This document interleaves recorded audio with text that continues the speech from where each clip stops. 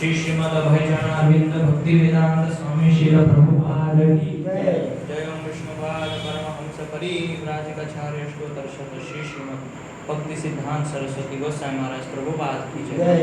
अनंत कोटि वैष्णव वृंद की जय। नामाचार्य श्री हरिदास ठाकुर की जय। श्री हरिनाम संकीर्तन की जय। हरे कृष्ण महामंत्र की जय। निताय गौर प्रेमानंदे हरि हरि बोल।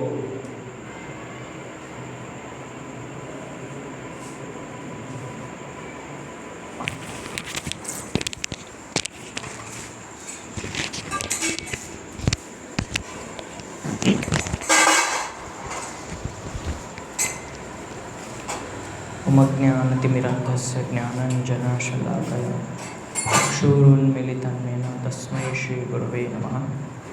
श्रीचैतन्यमनोभीष्टं स्थापितं येन भूतले स्वयं रूपः कदा मह्यं ददाति स्वपदान्तिकं। वन्देऽहं श्रीगुरो श्रीयुतपदकमलं श्रीगुरून् वैष्णवांश्च।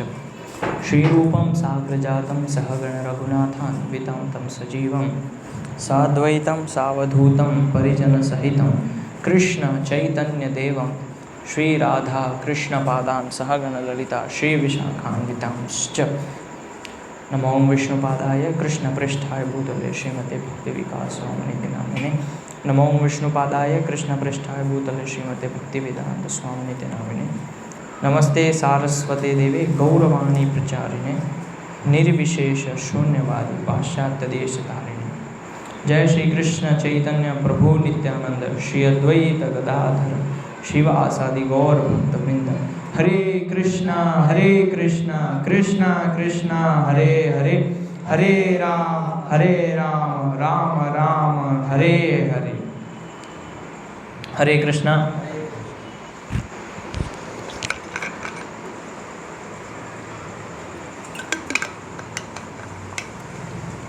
आप सभी का स्वागत है गोलोक संचित्र के द्वितीय सत्र में। तो कल हमने वर्णन किया भौतिक जगत का और हमने ये भी देखा कि किस प्रकार से ब्रह्मा जी उत्पन्न होते हैं और 14 भुवन जो है उसके बारे में चर्चा की। और जम्बूद्वीप सुमेरु पर्वत का वर्णन किया।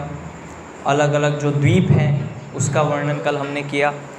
और किस प्रकार से जो है भगवान दृष्टिपात करते हैं रमा देवी के ऊपर और फिर रमा देवी जो है दुर्गा देवी के ऊपर दृष्टिपात करते हैं। और इस प्रकार से हमने सदाशिव लोक जो है और महाकाल धाम उसका भी वर्णन किया। और गर्भोदक्षाई विष्णु उसका वर्णन किया। सिरोदक्षाई विष्णु, कारणोदक्षाई विष्णु, इनका वर्णन किया। तो आज हम वैकुंठ जगत के ऊपर चर्चा करेंगे। सामान्यतः लोगों के अंदर ऐसी भ्रांत धारणा है कि गोलोक और वैकुंठ दोनों एक ही जगत है, लेकिन वैकुंठ और गोलोक में अंतर है।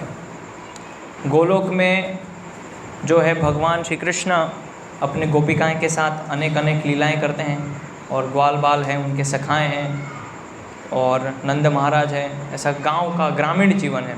लेकिन जो वैकुंठ भगवान का धाम है विष्णु जी का, जो लक्ष्मी के साथ निवास करते हैं विष्णु भगवान, तो वो थोड़ा ऐश्वर्यमय जीवन है। वहाँ पे ऐश्वर्य ज़्यादा है।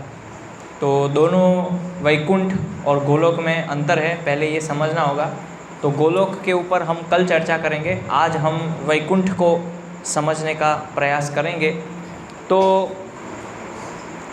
वैकुंठ के अंदर क्या क्या आता है, तो वैकुंठ को समझने से पहले, जैसे कि कल मैंने बताया था कि हम पहले ये चर्चा करेंगे कि किस प्रकार से जो 5 इंद्रियां हैं और 5 विषय है वो कैसे आते हैं और किस प्रकार से जीव की उत्पत्ति होती है उसका पहले वर्णन करते हैं। तो जैसे कि आप इस चित्र में देख रहे हैं, तो 4 कुमार हैं और वो ब्रह्मा जी खड़े हैं सामने, देखेंगे। और उनके कपाल से प्रकट हो रहे, तो वो कौन है? रुद्र हैं। और ब्रह्मा जी के मानस पुत्र है 4 कुमार। तो इस प्रकार से ब्रह्मा जी अपने अलग शरीर के अलग अलग अंग से अलग अलग जीवों की उत्पत्ति करते हैं, जिसमें स्वयंभू मनु, शत्रुपा और ये सब भी उत्पन्न होते हैं। तो अभी हम चर्चा करेंगे कि इस भौतिक जगत में जीवों की उत्पत्ति कैसे होती है और कैसे जो 5 इंद्रियां हैं उसके 5 विषय कैसे उत्पन्न होते हैं। तो सबसे पहले ब्रह्मन यानी कि भगवान श्री कृष्ण जो है आकाश को उत्पन्न करते हैं। तो इसमें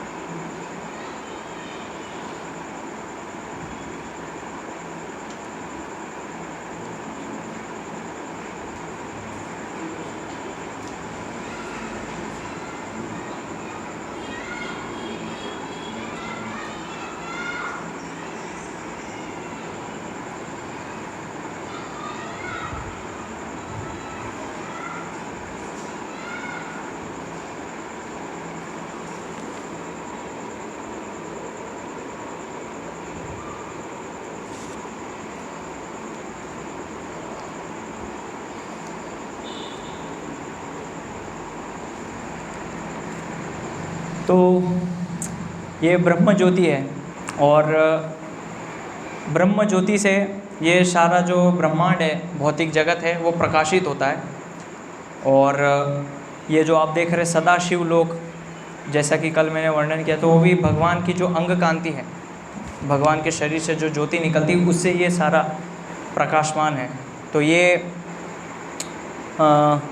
नीचे का जो, जैसे मैंने बताया कि ये नीचे के जो 14 भुवन हैं वो तमोगुण में माने जाते हैं, और जितना आप ऊपर की तरफ जाएंगे तो वहाँ से सतोगुण आरंभ होता है। तो सबसे पहले ब्रह्मन यानी कि भगवान ब्रह्म ज्योति, तो वहाँ से आकाश की उत्पत्ति होती है। और आकाश के अंदर भगवान एक विषय डालते हैं जिसको कहते हैं शब्द, ध्वनि।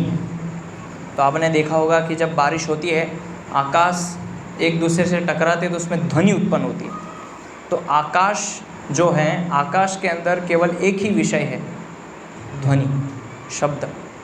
तो अन्य बाकी जो विषय हैं, स्पर्श, रूप, रस, गंध, ये आकाश में नहीं है। आकाश केवल शब्द के माध्यम से सुना जा सकता है, उसको हम स्पर्श नहीं कर सकते। तो इसीलिए, और फिर आकाश से उत्पत्ति होती वायु की, और शब्द जब उसमें मिल जाता है तो वायु के अंदर स्पर्श उत्पन्न हो जाता है, जो हमारा स्पर्श विषय है, यानी त्वचा जो हमारी, उससे हम स्पर्श करते हैं कोई भी चीज़ों को। और फिर वायु से अग्नि, उसके अंदर जब स्पर्श मिल जाता है तो अग्नि की उत्पत्ति होती है। और अग्नि के अंदर शब्द, स्पर्श और एक और चीज़ मिल जाती है, रूप। जैसे अग्नि हम जलाते हैं तो जब अग्नि को प्रकट करते हैं तो उसके अंदर रूप होता है अलग अलग ऐसे आकार में। तो रूप हम देख सकते हैं अग्नि के अंदर, और अग्नि को स्पर्श भी कर सकते हैं। अग्नि को अगर हम स्पर्श करेंगे तो हाथ जल जाएगा। और वायु जो है, वायु को भी स्पर्श कर सकते हैं। वायु को बहुत सारे लोग रोक देते हैं, कंट्रोल कर देते हैं, और जब हवा गुजरती है तो हमें उसका अनुभव होता है, तो वो भी हम अनुभव कर सकते हैं। और अग्नि के अंदर जब ये स्पर्श, रूप और शब्द मिल जाते हैं तो जल की उत्पत्ति होती है, जल। और उसके अंदर शब्द, रूप, स्पर्श और रस, ये उसमें शामिल हो जाते हैं। तो आप देख रहे हैं एक एक महाभूत के अंदर, ये पंच महाभूत के अंदर एक एक विषय वस्तु का निर्माण हो रहा है। पहले आकाश था तो आकाश के अंदर केवल शब्द है, सुन सकते हैं, आकाश को हम ऐसे महसूस कर सकते हैं। लेकिन जो जल है, तो जल के अंदर क्या है, रस है। इसलिए भगवान भगवद गीता में कहते हैं रसो हम अपसु कौन्तेय प्रभास्मि शशि सूर्यो, कि जितने भी रस हैं तो उसमें स्वाद मैं हूँ, रसो हम अपसु कौन्तेय। तो यानी कि जो जल है, जल का स्वाद मैं हूँ, ये भगवान 7वें अध्याय में कहते हैं। और फिर जब उसमें रस मिल जाता है तो जल के माध्यम से पृथ्वी की उत्पत्ति होती है, और पृथ्वी में 5 प्रकार के विषय शामिल हैं। तो क्या है 5 विषय? रूप, रस, गंध, शब्द और स्पर्श। तो पृथ्वी के अंदर सुगंध भी आती है। आप अनुभव कीजिए, जब बारिश होने वाली होती है तो बारिश के आने से पहले एक खुशबू उसमें अनुभव होती है, जो कि हमें वायु में नहीं होती है, अग्नि में नहीं होती है, लेकिन पृथ्वी के अंदर वो खुशबू महसूस होती है। तो वहाँ से ये 5 विषयों की उत्पत्ति होती है पृथ्वी में। तो पृथ्वी के अंदर 5 प्रकार के विषय आपको मिल जाएंगे, लेकिन जल के अंदर केवल 4 हैं, और फिर अग्नि के अंदर 3 है। तो इस प्रकार से ऐसी ऐसी धीरे धीरे उत्पत्ति होती है। और पृथ्वी पे हम देखते हैं कि जो पृथ्वी है, तो ज़मीन पे हम लोग अलग अलग औषधि, अन्न, ये सब उगाते हैं खेती के माध्यम से। और फिर वो जो अन्न है, औषधि, वो हम ग्रहण करते हैं, खाते हैं उसको, जो भी उगता है ज़मीन पे।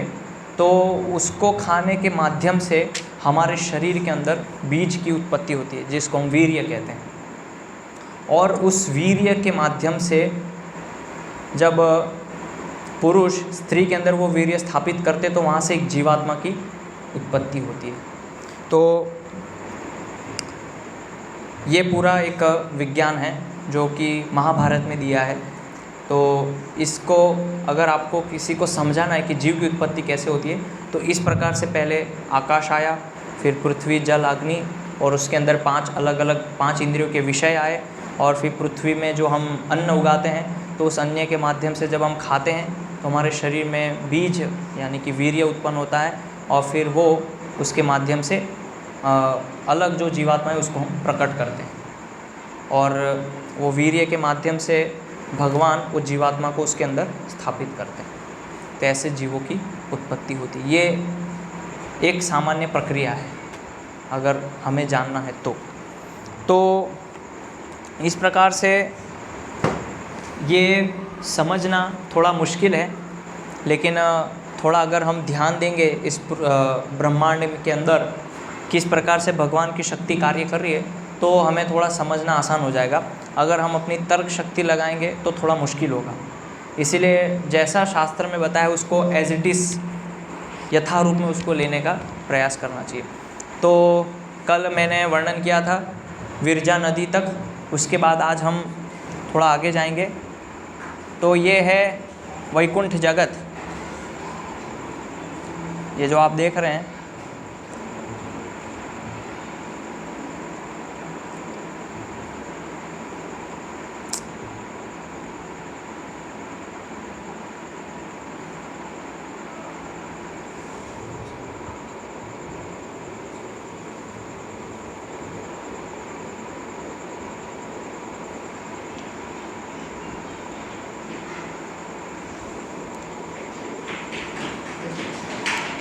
तो ये वैकुंठ जगत है, और इसको हरिधाम भी बोलते हैं।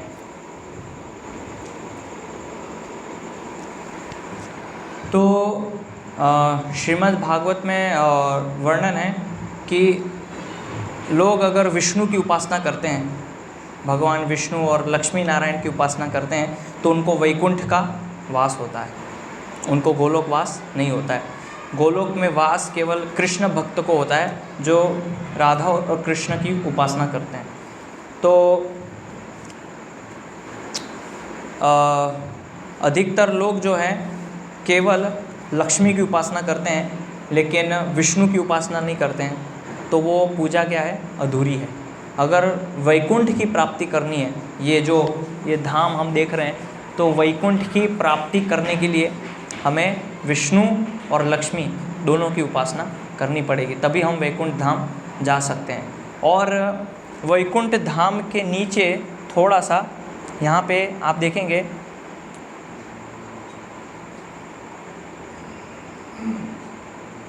ये द्वार है, ये जो आप देख रहे हैं ये वैकुंठ के द्वार हैं।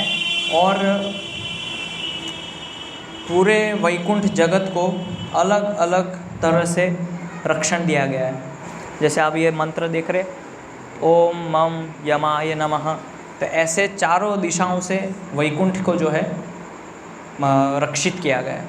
और कोई भी व्यक्ति वैकुंठ के अंदर प्रवेश नहीं कर सकता है। वैकुंठ के अंदर 7 द्वार हैं, वो 7 द्वार से हमें गुजरना पड़ता है। तो जैसा कि वर्णन आता है, जब चतुष्कुमार 4 कुमार वैकुंठ में जाने का प्रयास कर रहे थे तो उनको जय विजय ने रोक दिया। तो जय विजय जो है वैकुंठ के द्वारपाल हैं, तो उनको पूरा अधिकार है कि अगर कोई व्यक्ति वैकुंठ में घुसने का प्रयास कर रहा है तो उनको रोक सकते हैं, जय विजय। और वैकुंठ के अंदर विष्णु की जो सेवा होती है वो राजा की तरह होती है। उसमें जैसे जिस प्रकार से गोलोक में भगवान के साथ लीलाएं होती है, ग्वाल बाल लोग लीलाएं करते हैं, उस तरह की लीलाएं वैकुंठ में नहीं होती है। तो उदाहरण जैसे दिया जाता है शास्त्र में कि एक हाई कोर्ट में जज है, तो जज जब ऑफिस में होता है, कोर्ट के अंदर होता है, तो किस प्रकार से कार्य करता है, एक जज की तरह। लेकिन वही जज जब घर पे जाता है तो अपने बच्चों के साथ खेलता है, मित्रों के साथ हंसी मजाक करता है, उस समय वो जज नहीं है। तो उसी प्रकार से यहाँ पे वैकुंठ जगत में जो विष्णु विराजमान है, यहाँ पे आप देख रहे हैं, तो विष्णु भगवान यहाँ पे जज की तरह है, यहाँ पे कोई लीला ही नहीं। लेकिन वही चीज़ जब गोलोक में होती है तो जैसे जज घर पे कार्य कर रहा है, इतना अंतर है। तो ये वैकुंठ के जस्ट थोड़ा सा नीचे सदाशिव लोक है। तो कई बार लोग प्रश्न पूछते हैं कि शिवजी और विष्णु जी में क्या अंतर है। तो शास्त्र में वर्णन है कि शिव जी और विष्णु में केवल इतना अंतर है कि शिव जी जो है वो योग माया को नहीं जीत सकते, केवल महामाया को जीत सकते हैं। तो इसका वर्णन है। तो आपको घटना याद होगी कि जब समुद्र मंथन लीला हुई थी तो उस समय भगवान विष्णु ने मोहिनी मूर्ति रूप धारण किया था। तो शिव जी जो है वो मोहिनी मूर्ति रूप से वंचित हो गए थे। उस समय शिव जी की उत्कंठा थी भगवान की मोहिनी मूर्ति रूप को देखने की। तो उन्होंने विष्णु भगवान से निवेदन किया कि मुझे आपका मोहिनी अवतार देखना है, मैं वो देखना चाहती हूँ। तो भगवान विष्णु ने कहा आप वो रूप को नहीं देख पाएंगे, मैं अगर वो मोहिनी मूर्ति रूप धारण करूँगी तो आप विचलित हो जाएंगे। तो शिव जी कहते हैं नहीं, मैं जानता हूँ, आपकी माया को समझता हूँ, लेकिन मैं विचलित नहीं होऊंगा, लेकिन आप मुझे दिखाइए मोहिनी अवतार। तो विष्णु जी कहते हैं ठीक है, मैं आपको बताऊंगी। और उस समय भगवान विष्णु शिव जी को, जो उनके उपासक हैं शिव जी के, उनके बीच में लेके जाते हैं और वहाँ पे भगवान विष्णु मोहिनी मूर्ति रूप धारण करते हैं। और जैसे ही भगवान शिव जी देखते हैं वो तुरंत आकर्षित हो जाते हैं और भगवान विष्णु के पीछे दौड़ने लगते हैं। और भगवान विष्णु पूरा उनको भ्रमण कराते हैं, जहाँ जहाँ उनके भक्त निवास करते हैं, उनको दिखाने के लिए कि आपके शिव जी जो है वो एक स्त्री से आकर्षित हो गए और मेरे पीछे भाग रहे हैं, ये दिखाने के लिए। तो भगवान विष्णु ने उस समय जो रूप धारण किया था वो योग माया था। और असुर और राक्षसों के बीच में और देवताओं के बीच में जब उन्होंने रूप धारण किया था अमृत देने के लिए, वो महामाया थी। इसलिए शिव जी जो है योग माया को नहीं जीत पाते हैं, इसलिए थोड़ा सा अंतर है। और श्रीमद् भागवत में वर्णन है कि जब शिव जी इतना आकर्षित हो गए भगवान विष्णु के इस मोहिनी अवतार को देख के, तो उनका वीर्य जो है स्खलित हो गया वहाँ से, शरीर में से। और भगवान विष्णु समझाना चाह रहे थे कि देखिए ये जो आप शिव जी की उपासना कर रहे हैं इनकी स्थिति देखिए, अभी वो मेरे पीछे दौड़ रहे हैं। तो ये थोड़ा सा अंतर है शिव जी और विष्णु के अंदर। तो शिव जी जो है महामाया को ही जीत पाते हैं, योग माया को नहीं जीत पाते हैं। और वैकुंठ जो है, वैकुंठ के आसपास अलग अलग उसके आसपास अलग अलग लोक हैं, जैसे नरसिंह भगवान का लोक है, और अलग अलग जो भगवान के रूप हैं, अवतार हैं, उनका अलग अलग लोक हैं। तो वहाँ पे भी अगर कोई विशेष प्रकार के भगवान के रूप की पूजा करते हैं तो उनको विशेष लोक दिया जाता है, उनको वैकुंठ की प्राप्ति नहीं होती है। तो ये जो आप देख रहे हैं, तो ये हम जो अक्षर ज्ञान पढ़ते हैं हिंदी में, वो उसकी उत्पत्ति वैकुंठ से होती है। ये जो आप देख रहे हैं, ये पूरा हिंदी का ख ग घ अ औ, तो ये सारा अक्षर ज्ञान वैकुंठ से आ रहा है और उसी को हम पढ़ रहे हैं। तो फिर भी लोग कहते हैं कि वेदों में क्या है, वेदों में कुछ नहीं है, लेकिन सारा ज्ञान वेदों से आ रहा है। फिर भी अगर कोई व्यक्ति वेद पढ़ेंगे तो वेद में ये सारा वर्णन उनको मिलेगा, लेकिन वेद पढ़ने से और भी कुछ कुछ चीज़ें हैं जो लोगों को समझ में नहीं आएगी, इसलिए अधिकतर लोग वेद पढ़ के नास्तिक बन जाते हैं, आस्तिक नहीं बनते, क्योंकि उनको समझ में नहीं आता है कि वेदों में दिया क्या है, किस प्रकार का ज्ञान है। तो वैकुंठ जगत जो है, वैकुंठ जगत को समझना थोड़ा मुश्किल है, लेकिन उसके लिए मैं एक छोटी सी घटना बताता हूँ। एक छोटी सी स्टोरी आती है शास्त्र में। तो एक बालक थे जिनका नाम था गोप कुमार। तो गोप कुमार जो थे वो अलग अलग लोकों में भ्रमण कर रहे थे, और गोप कुमार गोलोक धाम से थे, जो कृष्ण का लोक है, गोलोक वृंदावन। तो ऐसे वो सभी जगह पे भ्रमण कर रहे थे, और भ्रमण करते करते करते वो विष्णु के लोक में पहुंच गए, वैकुंठ में। और वैकुंठ में पहले तो वो जाते हैं अलग अलग लोकों में, तो कहते हैं कि ये मुझे यहाँ पे नहीं रहना है, मुझे गोलोक धाम जाना है, वृंदावन जहाँ से मैं आया हूँ। तो उनको कहते हैं ठीक है चलिए आपको ले चलते हैं। तो ऐसे धीरे धीरे उनकी परीक्षा लेते हैं और फिर उनको वैकुंठ लेके जाते हैं। तो जैसे ही वो वैकुंठ में जाते हैं तो उनके कपड़े गंदे हैं, गोबर लगा है, बदबू आ रही है गोबर की, और वैकुंठ के अंदर घुसते ही वो चिल्लाने लगते हैं कि कृष्णा चलो खेलना है, ग्वाल बाल हमें चराने, गैया को लेके जाना है, ऐसे चिल्लाने लगते हैं ज़ोर ज़ोर से। तो वहाँ पे जो उनके भगवान विष्णु के पार्षदगण होते हैं वो बोलते आवाज़ नहीं करना, इधर शांत, यहाँ शोर नहीं, कौन कृष्ण, किसकी बात कर रहे हो आप। तो डांट देते हैं उनको, बोलते कृष्ण से मिलना है मुझे, हमको खेलने जाना है। तो शांति रखिए, चुप, यहाँ भगवान आराम कर रहे हैं। तो वैकुंठ मतलब ऐश्वर्यमय। तो फिर गोप कुमार जो है वो कहते हैं मुझे यहाँ नहीं रहना है, मुझे तो गोलोक में जाना है। तो वो कहते हैं कि आपके कपड़े कितने गंदे हैं, सही से कपड़े पहन के आइए, आपके शरीर से बदबू आ रही है गोबर की, और आपको किसने अंदर आने दिया, ऐसा पार्षदगण कहते हैं विष्णु भगवान के।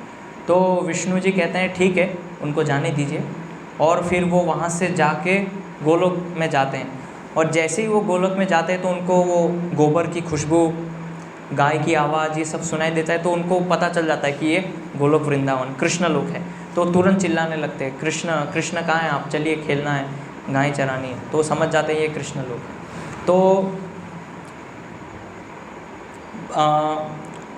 भगवान की वैकुंठ जगत में जो सेवा है वो दास्य भाव में होती है, वहाँ पे सब दास भाव में भगवान विष्णु की सेवा करते हैं। और ये जो है वैकुंठ,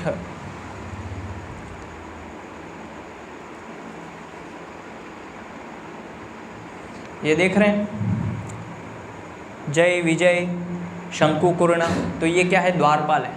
तो ऐसे आप देखेंगे यहाँ पे भी चंड, प्रचंड, कुमुद, ये द्वारपाल हैं। तो ऐसे अलग अलग गेट हैं वैकुंठ जगत के। और ऊपर आप जाएंगे तो यहाँ पे देखिए सुमुख, विधाता, धाता, ये भी द्वारपाल है। तो यानी कि चारों जगह से ये सुरक्षित है, कोई भी यहाँ पे प्रवेश नहीं कर सकते, कहीं से कोई रास्ता नहीं है शॉर्टकट मारने का। जैसे कई बार ऐसे होता है कि जब शादी में मंडप लगता है तो बहुत भीड़ होती है, तो क्या करते हैं कि पर्दा उठा के नीचे से घुस जाते हैं, शॉर्टकट मार के, वहाँ से फिर भोजन लेते हैं। लेकिन यहाँ ऐसा कोई शॉर्टकट नहीं है। तो यहाँ पे अगर आपको जाना है तो यहाँ से गुजरना पड़ेगा और वहाँ पे आपको द्वारपाल पहले रोकेंगे। तो कई बार लोग प्रश्न करते हैं, मुझे भी लोग कई बार पूछे हैं कि जो लोग गौ रक्षा करते हैं या गाय की सेवा करते हैं उनको किस की प्राप्ति होती है, गोलोक वृंदावन की कि वैकुंठ की? खाली गाय की सेवा जो करते हैं जिसमें कृष्ण कुछ नहीं है। तो ये महाभारत में वर्णन है कि स्वर्ग लोक में एक जगह है जो कि गोलोक नाम से प्रसिद्ध है, वहाँ पे उनको निवास स्थान मिलता है। तो ये वर्णन आपने कभी सुना नहीं होगा, लेकिन ये महाभारत में दिया है कि स्वर्ग लोक का ही एक छोटा सा भाग है, गोलोक नाम का जगह है, वहाँ पे उनको निवास स्थान दिया जाता है जो केवल गौ रक्षा या गाय की सेवा करते हैं। लेकिन जो भक्त हैं तो गाय के साथ साथ कृष्ण की सेवा करते हैं, उनको ओरिजिनल जो गोलोक धाम है भगवान कृष्ण का, वहाँ पे निवास दिया जाता है। तो ये जो गोलोक वैकुंठ जगत जो है, वैकुंठ जगत